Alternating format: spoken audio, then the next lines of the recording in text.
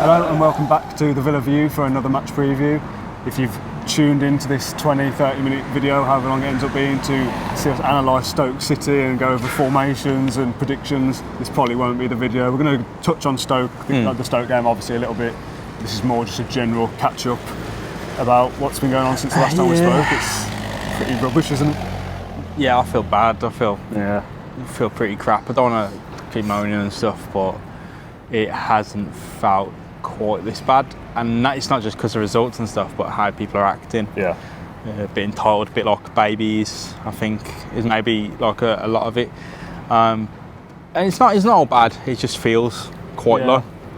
It's all relative, isn't it? Because I saw Dan did a tweet the other day about Adam Wright saying his son didn't want to come to games anymore. And that makes you feel crap. There's all the fans commenting saying, "Oh, you don't know how bad it is," and imagine if you were Blackpool fans and all this sort of stuff. Yeah, I get that. Fair enough, but it's all relative. This is our little Villa bubble, isn't it? This is our Villa channel. This is what we're here to talk about. And for us at this present time, we're not performing to the standard that we'd like to see. So we're annoyed about it. It's all relative, and I think I'd feel worse if I was a Blackpool fan, but I'd have something to fight for, and that's my club. I don't feel like fighting for Aston Villa. You know what I mean? I know what you mean. You go to the stadium and people just whinging about anything. We'll come on to the fans in a so let's I don't want to. I don't like having to go at other fans because I don't want to sit here and say, "Oh, I'm a better fan." No, there's no better fan award though. We'll talk about Stoke a little bit too. Basically, get it out of the way. The podcast was recorded yesterday and went up this morning as we're recording, which will be yesterday if you're watching this now. I almost want to feel like I want to expand on that a bit, and there were some great points raised, and it's definitely worth a listen if you haven't already. It's still very much relevant at the time of recording now. I talked about the West Brom game, which we're not going to touch on, but the fans and all that sort of stuff. And I was listening to it thinking, I'd love to chip in here, and obviously can't, and this is our opportunity to sort of expand a little bit. Speaking in that, when I was listening, we'll talk about many things that Dan and Tom have already talked about, but I guess I agree with a lot of what they said, and there's not really anything I disagree on, so we'll go over some of the same points. So if you feel like you've exhausted being spoken to about the fans, then maybe don't watch it, but this is our opinion, this is our chance to chat about that. I mean, we're there, aren't we? And we've heard this, and we've got a bit. So we'll talk about Stoke a little bit. Obviously, Nathan Jones comes in as manager, similar in the mould to Dean Smith, that he's been plucked from another club for doing well rather than we've not just recycled a manager that's been sacked. He's done well at Luton, comes in at Stoke, and frankly, much like Villa, hasn't performed yet. A couple of good results. I think they beat Leeds, didn't they? Sometime in 2019, but overall, much like us, nothing to play for really. Very similar. They got rid of Rowett surprisingly early, and fair play to them. Fans were pretty happy with that though. There's probably no major call to get rid of Jones at the moment, but I think they're very frustrated with how things. The sort of Berahino incident is just, it sums up what's happening at the club. The player is given a clean slate. So an incident occurs and he doesn't want to play for Stoke anymore, and he gets sacked off. But from what I've seen, I follow quite a few Stoke people, is genuinely like a lot of optimism, like what we have with Smith, but genuinely a lot of frustration as well. Basically us, isn't it? Pretty much. I don't know if some of them feel like they're punching above their weight, and I don't know if some of them feel that they're at their level, but there's a lot of mixed identity, because there's a lot of fans who know Stoke from being a lower league team, and there's a lot of fans who have just been used to Premier League, and there's kind of a cut off there. So I think they've probably had a real rough season, a re-entry to the Championship. Probably based on last season, I'd say that's warranted. They didn't have a great time last season. So maybe they expected to come, like us, they expected to come down and maybe assemble a good team and go straight back up, and that's not the case. That's why I put in my notes, that the similarities this season with the whole, booking Nathan Jones in, us going for Smith, that younger manager, that whole mould is similar to us. Again, this point in the season, I think they're 17th, 3 or 4 points behind us. They're not going down, they're not going up, same as us. The other similarities, that when we first came into the Championship as well, come down as a Premier League regular. Obviously Stoke, not to the degree of us, but have been in there, 8-10 years, something like that. They come down up with big earners and players that you look at and go, probably still decent Premier League players, some of them. Bring in the likes of Tom Ince, Benny Kafoba, and you go, they're building a good squad there. They might win the league, sort of thing, which I remember saying, I think in the predictions we did, I think I went Stoke to win the league. And you would though, wouldn't you? You would say it felt obvious, sort of thing, but they've done what Villa did when we first came down, and they're going to finish mid-table at best, aren't they? Yeah, it's going to be rough for them from here on out. I think it's that adaptation, isn't it, to the Championship now, to forget what you've done in the Premier League and sort of try and restart. It's hard for Stoke because a lot of, well, I'll come on to this point later, but a lot of our summary on football is about the manager. Yeah. Rather than the club itself and what is a manager's job in 2019 and how do they adapt. So I mean, they probably just need a lot more time than they realise. Like us, I think we thought it's there, and then last season we thought it's there, and this season we thought it's not been there. Yeah. So I think they need a lot of time. There's still reasons to be positive. I think they have got time on their hands. They made the choice early to go. They've still got all the parachute payments to come as well, haven't they? Yeah. It's obviously their first year down here, and you'd think that they'll assess the new manager will get time over the summer to build a squad he wants. Absolutely. We want to see with Dean Smith, and next year they'll try and mount a challenge. As it is right now in what is it, February of 2019. Both Villa and Stoke this weekend don't really have anything to play for. Besides pride and momentum, which what does that count for? Stoke probably need this win more than Villa need it, and I say that because Isn't it? Depends how you assess that. To support Villa and Stoke, it's quite nihilistic because there's almost no point. I'm not sure I know what that means. Rejecting all religious and moral principles and belief that life is meaningless. That's pretty much it. We feel like it's meaningless the matches for the rest of the season are meaningless, and Stoke is meaningless. So meaningless then? What is the season now? What is the meaning of this season? The argument is that if you win more games than we lose the rest of the season, that will build some momentum to take into next season.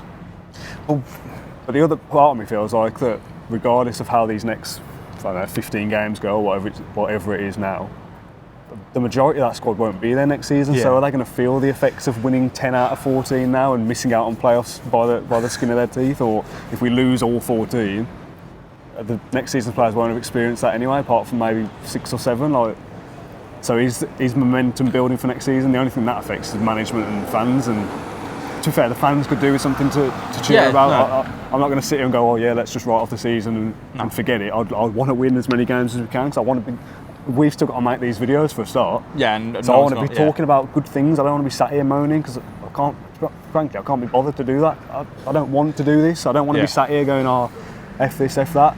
I want to sit here and go, oh yeah, Villa are playing well, so-and-so's doing this, so-and-so's doing that. This is fun, isn't it? At the moment, we're not experienced now. It isn't fun to see what we're seeing at the moment. I thought, we talked about this last time, if Dean Smith had just started poorly and got better, we'd have gone, oh, maybe this is getting better, we can see what's happening.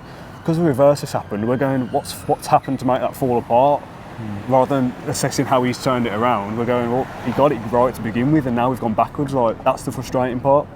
No, it's bang on, because if we when we sat at Steve Bruce and we hired Dean Smith, I think there was kind of a consensus that we all thought just get out to the end of the season and rebuild. Yeah. And now that's gone out the window. And we all knew it was going to be long term, so all of a sudden we're now going Dean Smith out. Or some people are saying Dean Smith out. We knew this was a long-term appointment, so I think Dean Smith he's been like 4 months. So Dean what do you Smith want is to do? a ridiculous thing to think. Honestly, it is ridiculous. But there will be comments on this saying he's not good enough. How Smith do you know out, that? Because he's won 2 in 14 or whatever. Well, that's just placing so much weight on the manager.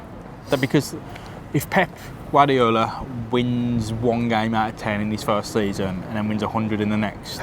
I know what you mean. I'm fully behind Smith, obviously, but very well. I'm trying to almost play devil's advocate and preempt what the comments will be. And there will be several people that say Smith out, the job's too big for him, he's not good enough. You know that, what's John Terry doing? Our defence has got worse since he's come. There'll be all those comments. How do you justify that?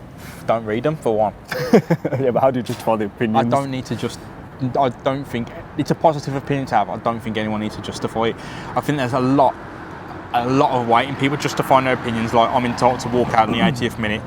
Conor Hourane gets my boo because he was slow off the pitch, and people justify those opinions. I've got these opinions. We're trying to present a positive.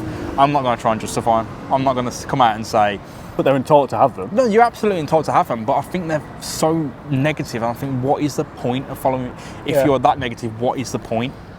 Tom called it a hobby, supporting Villa in the preview in the podcast, and a couple of people said it's more than a hobby, which I sort of get that. This is your life and all that. It's bigger than life and death, and football is this. Unfortunately, I don't get it. Ultimately, it's something you do in your spare time, or you devote time towards. You pay money to do it. If you were going to play tennis once a week on a weekend and you weren't enjoying it, you just go, I'm not going anymore. But I know you can't do that with football. Yeah. But if it's getting you in such a mood that you need to start abusing people. maybe it's time to you have to rein it in or because something, adjust mentalities or expectations and change the way you're looking at things. I don't know. I'm not going to sit here and tell anyone what they shouldn't do. I'm not saying I'll stop supporting Villa because obviously I don't mean that. But if you're so strongly... If you feel that bad about it, don't do it because it's probably not for you. And I'm not saying... It's hard. It's like Arsenal. The argument is, I'm sorry to keep putting it. Yeah, no, go ahead. I tried to put some structure on my notes, but that's all gone out the window. The argument of people will be, all that, I pay my money, I can say what I want, I do what I want, this is my club, I've been coming for 50 years, I've seen good times, I've seen bad, I can say what I want, you've only been going 5, blah, blah, blah. Like, everyone's got their own little bubble of how they support Villa and what comes into it. I just look at that scenario on Saturday with Hillhannah. We've tried to sidestep around it to keep this Stoke base, but forget that. That makes me angry though. That whole debacle made me feel genuinely embarrassed to be there.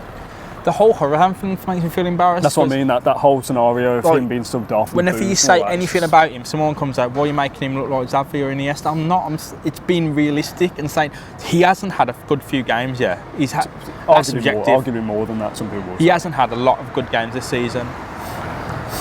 But that treatment, that's a Villa player in a Villa shirt.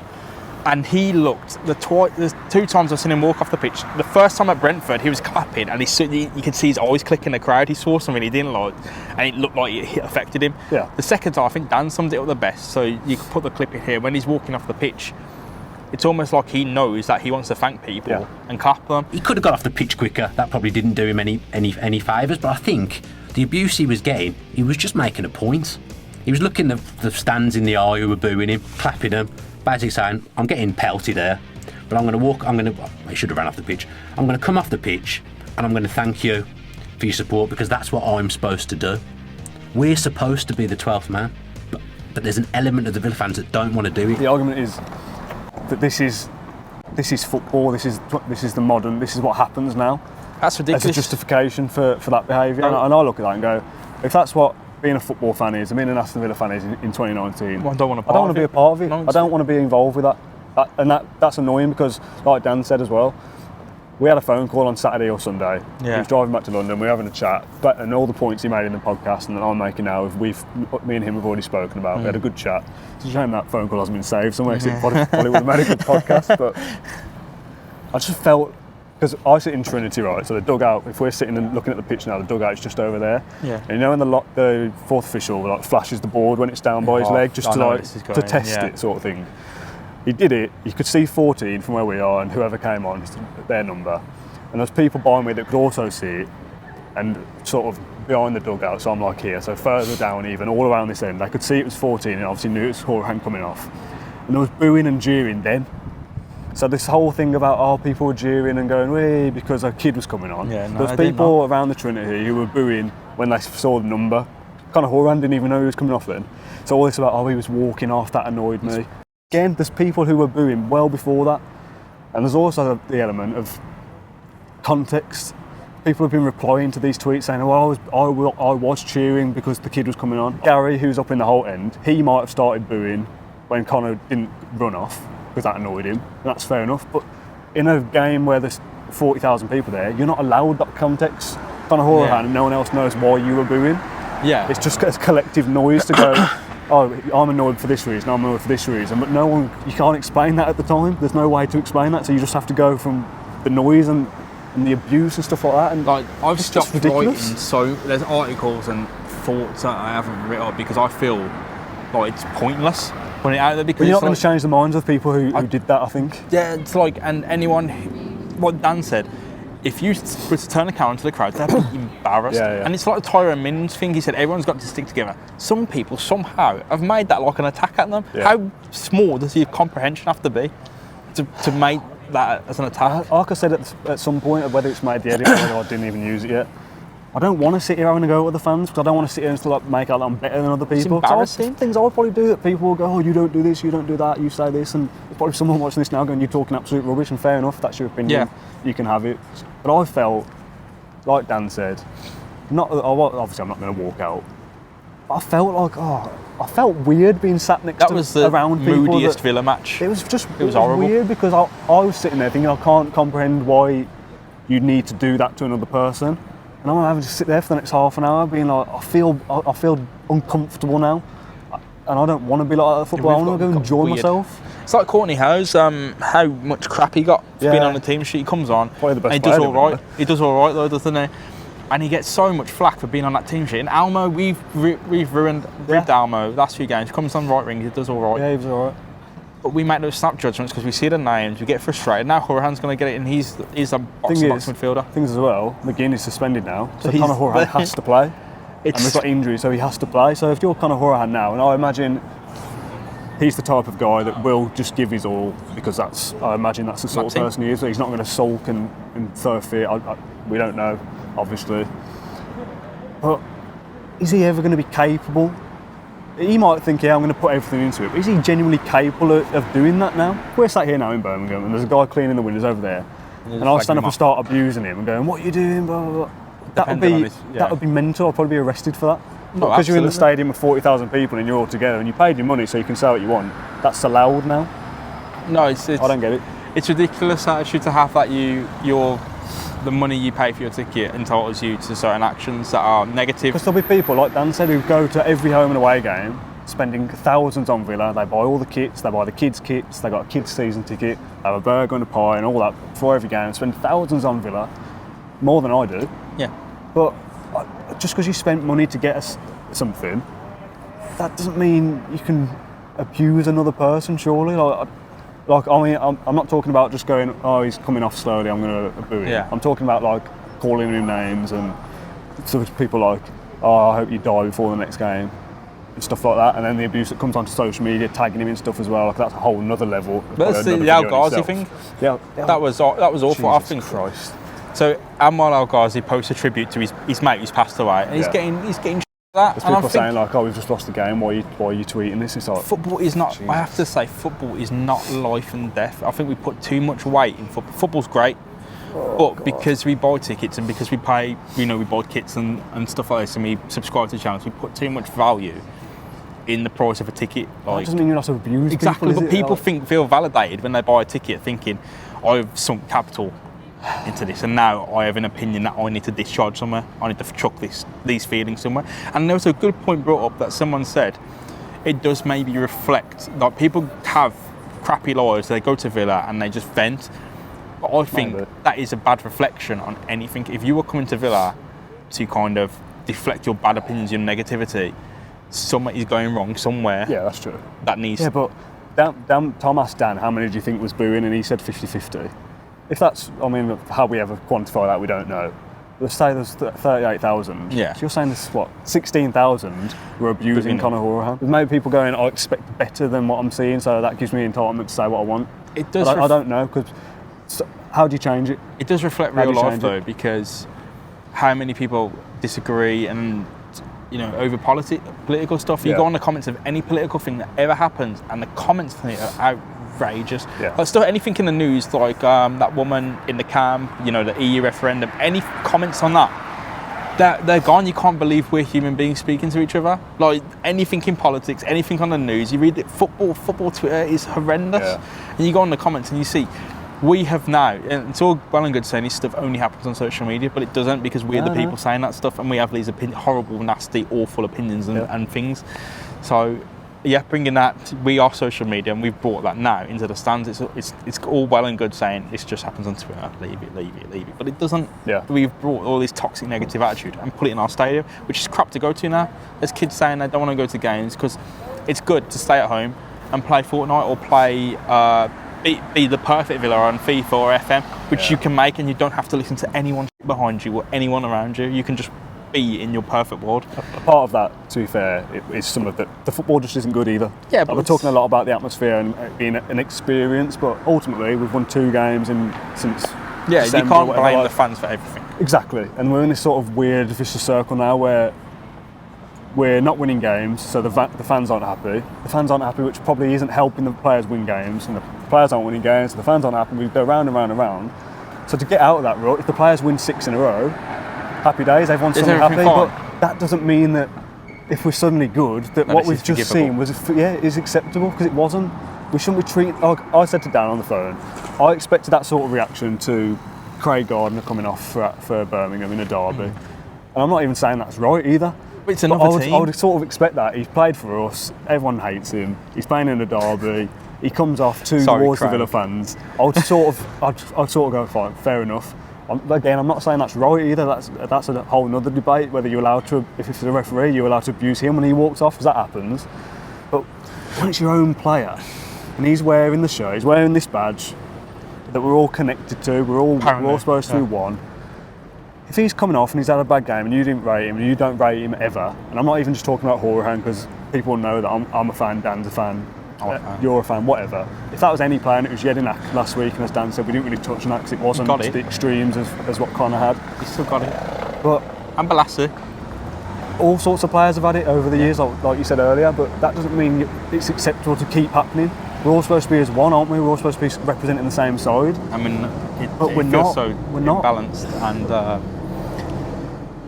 I'm not sure what else I can say about it, to be honest. How do you fix it? I don't know why you'd even want to behave in that way to begin with. You're going to Villa as a fun thing to do, as a hobby, something you enjoy, something you've done for 10, 5, 1 year, 50 years, whatever. How can you even get that enraged to lean over an advertising board and give people, I hope you die, I hope you never play, just going to break your leg. What are you doing with your life? I don't want to be annoyed by this. I don't want to be talking about other Villa fans like this, because I don't want that to do with my club. Yeah. I don't want to go and be sat next to people and in the same people who are going to abuse other people for. You play 60 minutes of football and you're getting personally abused. Like, I'm laughing because it seems unbelievable. Like, I don't want to be associated with that. And if that's what's going to come, if we're in the Championship next year and we're poor again, we've got players who aren't putting the effort in and all this, is that what we're going to be now? It's every season. Because other clubs, we've sort of almost got away with it. Because if that game was on TV, I think other fans of other clubs will be watching it going, what are Villa doing? Embarrassing. It's embarrassing. We should be embarrassed. I think the vitriol displayed towards players is disgraceful. The Al Ghazi thing is still stuck in my head. That's just awful. A joke. And I know it's probably a minority of people doing that, but it makes us look so It is, dumb but the and booing with stupid. Conor Horahan, It's bad. Is that a minority? No, it's If it's quite loud. 50-50, it's not a minority. There was a podcast about this, and it's just like, you know, when you have the guillotine, everyone turned up to watch someone's head get cut off. It's like you go to football, and the second something starts, it's infectious. Yeah. And everyone is in that. I wasn't in it, and I'm not saying I'm a better person than anyone, but I looked across and my dad wasn't in it, my stepbrothers weren't in it. Yeah. But you could still hear it, so people are still having these awful, obnoxious, shitty attitudes towards players who were trying. Yeah. And why is it on us to find how hard someone tries? How can we tell? I saw your tweet. We looked for the stats, didn't we? I saw your tweet about McGinn and Horahan, and Dan referenced it in the podcast. And like I said before, this isn't even a Horahan thing. I feel this way to that extent. The reaction he got, I'd feel the same way about anyone. I don't know why. I'm talking about the fan behaviour rather than what if McGinn got it. Said. If McGinn had got it, exactly the same. He's only a few years away from getting Horahan's position and getting it. The thing is, Whelan and Bjarnason. I don't look at it and go, when McGinn fires over into the hole, and like I've said before, when people chant his name, I'm not going, don't do that Yeah, either. that's excellent. Carry on, do that. Do that, but do it for everybody. Yeah. Conor Horan's got a chant. I haven't heard it for like a year. Yeah. And I'm not saying he deserves it. I'm not saying, because people will say, right, well, I'm not going to clap him when he comes off and he's played poorly. Fine. Just sit down then. Don't do anything. And if you were jeering because the young player was coming on, start your cheering and your applause when he steps onto the pitch. Wait for Conor to go, then go, right, yes, kid's on, gets half an hour, go for it. There's no context allowed, is there? Because as soon as that ball went up, there's people going, but there'll be some people who are going, I started booing when he didn't run off. But you can't differentiate between a boo because they're all the same. That's just really hit you, hasn't it? It's just I'm so annoyed. I think there'll be people in the comments going, "You're overreacting. You're this." But it's not. It's horrible. You're over-analysing it. You've gone too far into it. It's not a big deal, but it is a big deal to me. It should be. I thought what happened to Conor Horan the other day was a disgrace, to be honest. If that was Birmingham the other day, I'd be laughing my head people would off. be going, "Oh, look at them. They're so small time." I'd be laughing. But we can go, "Oh yeah, we pay our money. We can do what we want." Rubbish. Villa fans are getting a reputation now. They're getting a reputation on Twitter and definitely in the league as people who can't hack losing a game, drawing a game, or underperforming. And now those are symptoms of being in this league. And they are happening. And there's no shying away from that. We've not been good enough in a fourth year in the Championship. no one saw that coming, but we are where we are. We can't affect what happens on the pitch. It's subjective. Well, I mean, if Tammy Horan goes through and misses a sitter, that's not my fault. That's his fault. Exactly. But That's what I mean. But we can do our best to make it feel like we do, and we don't. We Exactly, but just if sit we- in hands in the laps and go, oh, you know, we boo our players. We sit down. We have no interest in actually pretending. And I think the make believe is the best part. It's about getting involved in it and getting swept up in it in a positive way. If every atmosphere was like a carnival atmosphere, that would contribute to. So we need to find a success. way to get the people who know how to make that carnival atmosphere and help them out. I think Project B6, I think when we were relegation season, the lads who did all the banners and stuff, that was fun and excellent every single time. And it needs to be like that all the time. And if the club can do something like that and help make it positive and help make it a carnival atmosphere, we can have fun that is outside of winning games. Because winning games, losing games, it's pointless. We go to Aston. If you buy a ticket, do you expect to win? Because that's the question we all need to answer. Do we expect to win? And why does our money buy that win? How does it buy that win over the other club's money? Yeah. It's tough because there's no right or wrong. Well, there is wrong answers, but I don't think there's any right ones. I think you just We go don't have them anyway. No, we don't. But I just think you're paying so much money to go and support your club. Support the them. club. Support them. It's Then. easy. Get behind them. Get behind the boys if you're going to go. I know it's rough, but To be honest, I think probably playing away probably suits us after what's just happened because there's only going to be 2,000 there instead of the 30,000 that we get at Villa Park. it's tough. It's rough, and not much more. I don't know what I can add to the conversation about it. I just think the way we've acted the past 2 weeks has been awful, and it's made me really assess, following the club. I'm not going to stop going. I'm not going to stop It's not like I'm anything going to stop like that, going, but it's made me think, do I care about going to away? Do I care about listening to it? Do I care about every result? Because it's just constant vitriol all the time, and it makes you feel this entire thing is pointless. Not making the videos and not following the club, but just being part of it. It's like I don't want that to take up some... What are we part of? People, I don't know. We're getting into deep territory now, and it's very hard to give a definitive answer.